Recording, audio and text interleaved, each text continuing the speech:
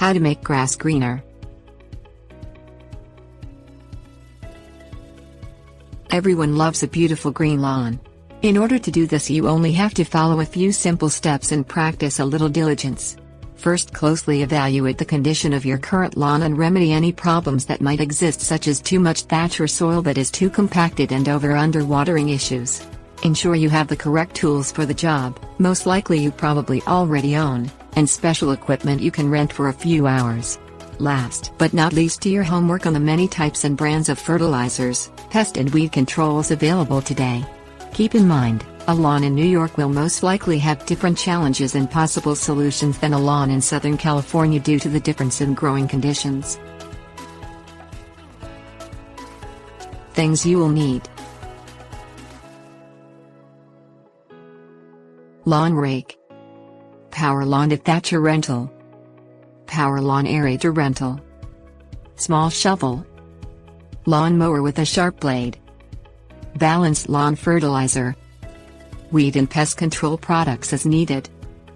Determine if you have excess thatch, more than or lawn debris, thus preventing sunlight, nutrients and water from reaching the lawn's roots. Dethatch or rake accordingly. Water your lawn as you normally do and notice to see if you are watering too heavily or not enough.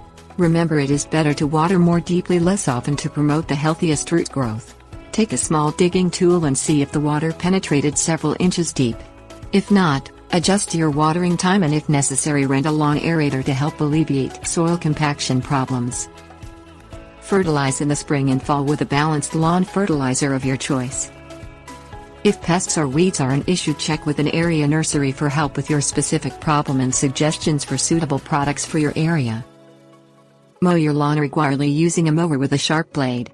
Never remove more than 1/3 of the blade. Tips: warnings.